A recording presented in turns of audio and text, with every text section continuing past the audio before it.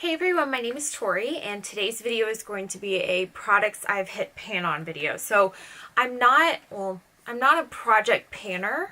I don't know, I've never done a project pan before. That is definitely something I'd be interested in doing. I love watching project pan videos, and I love using up products and making empty videos and watching empty videos. So maybe that'll be something I do in the future. But I thought it'd be fun to share some things I've hit pan on so far over the past couple of months or however long. And I just have a few things to talk about, but I thought it'd be fun to share because I get really excited when I hit pan on something, because I feel like that's how you really know that someone likes a product, you know, when they use it up or when they hit pan on it. So I'm going to start with eyes. The first thing I have here is the Naked 3 palette.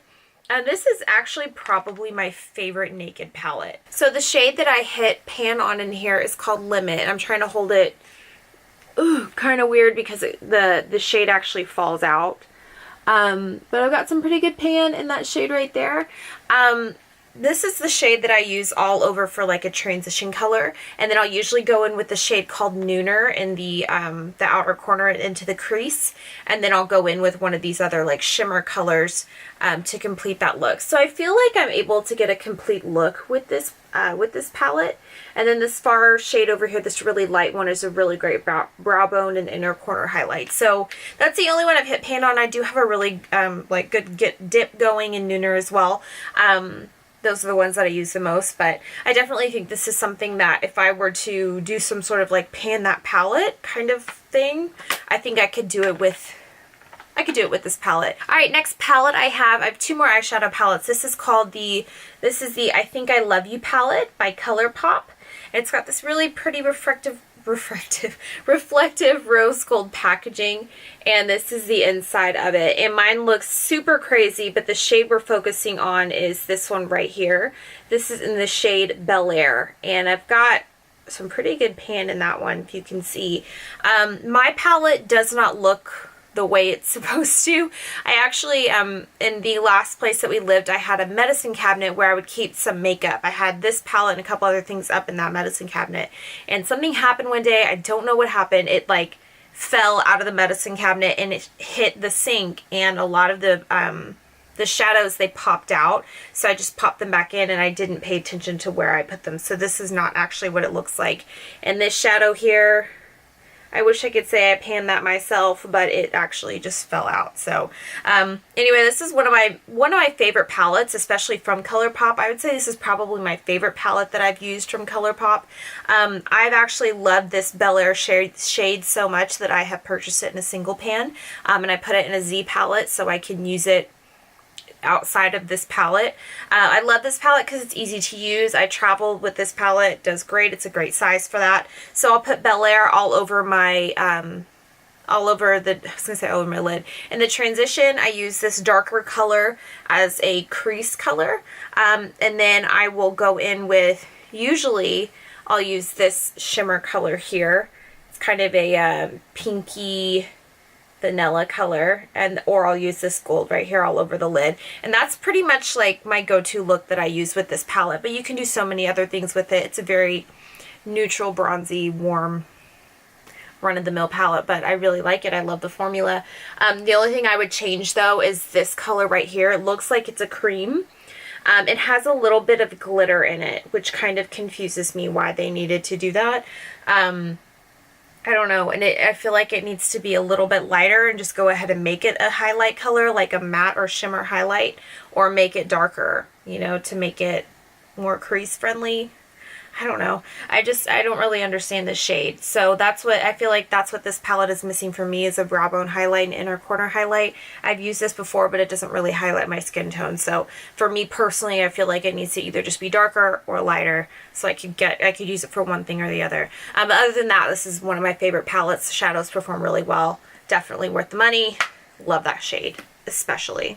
Next, I have another eyeshadow palette, and this is the Morphe Jaclyn Hill palette, and this is a very, very popular palette. I ordered this when it came out originally, so I have the old packaging. I guess they repackaged it for Ulta, which I haven't seen, so I don't know what that looks like. I guess it's shiny or something, but This is the shade that I have hit pan on. It's just a transition shade for me, for my skin tone. I think this shade is called Silk Cream, I think.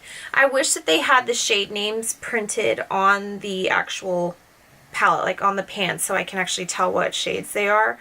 But anyway, I love this color for transition. So that was my go-to look with this palette, is I would always dip into this transition shade. And then I would go with one of these neutral browns in the crease to kind of deepen things up. And then I would go in with one of these in the outer corner. Specifically these two colors here. But it's a beautiful palette. I feel like I can get a complete look using this palette. My favorite lid shade in this palette is right here. This is the shade called Obsessed, and I love these two shades here as inner corner and brow bone highlights. So now that I've hit pan on this palette, on this color here, I find myself dipping into this one a little bit more, the one next to it. It's a little bit darker and a little bit warmer, but you can kind of mix them together and get the same feel on the eye, or at least in my opinion. But yeah, I love this palette. Got some good dips in some other colors, so especially this one right here. This is one of my favorite colors to use, as like a deeper transition outer corner color. But overall, really great palette. I love that I can get a full, complete look with this palette, and that it's so versatile. Quality is really great too. Next, I have a face product, and this is by Laura Mercier, and this is their matte translucent setting powder in the pressed form. So they have the loose powder, which I love. I love the loose powder. I just decided to try the matte powder. This is the pan that I have in it. So I don't know, face powder panning is not as interesting to me, because I get more excited when I see people using like an eyeshadow, you know. I think I can definitely finish this up just with continued use. I tend to set my under eyes with this powder, and then I'll set like my T-zone and my smile lines and that sort of thing. But I mean, I really like it. I like the loose powder version of this powder much better. I feel that it doesn't crease as easily, and it keeps me matte. I feel like this keeps me matte. You know, all the good stuff. It sets powders, or sets liquid, but like concealer and foundation. But I don't think that I would pay the price for this powder when I feel like I have a Maybelline and a L'Oreal powder that kind of do the same thing as this. Though I do think that the loose powder version of this is definitely worth it. So I'm going to try to finish this up, and I probably wouldn't repurchase it, just because I like the loose one more. Next, I have a MAC eyeshadow, and this is in the shade Wishful, and I think that this is discontinued. At least I'm pretty sure it is, because I can't find it anywhere, and I'm pretty sure that it's really old.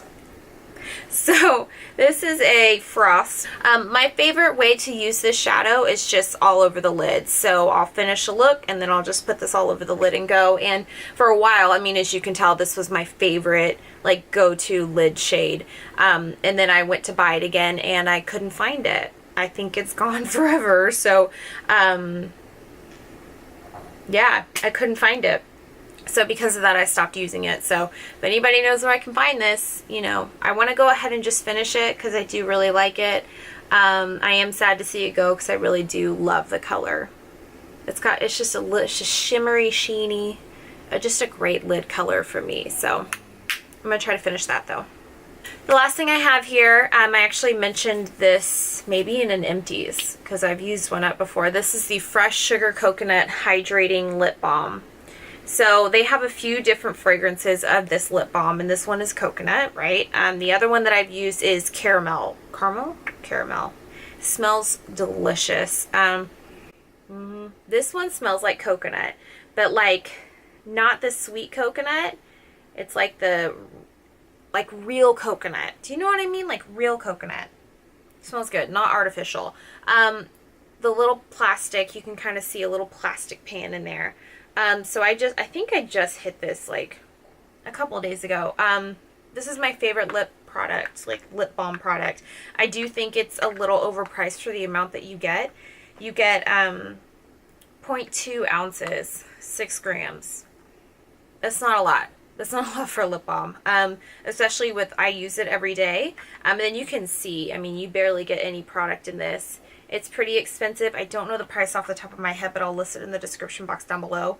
But I mean, the only reason I say it's worth it is because I love it so much and I love the fragrance. I do like the caramel, I don't know, caramel. I like that one more. I like that fragrance more. It just smells more, it's just sweeter. So I like that one more. So I think because of that, I would use the other one, or I would repurchase the caramel one, but I would definitely repurchase this lip balm. And I want to try the other flavors. Fragrances. Well, that's all I have for today's video. Thank you so much for watching, and I will see you next time. Bye.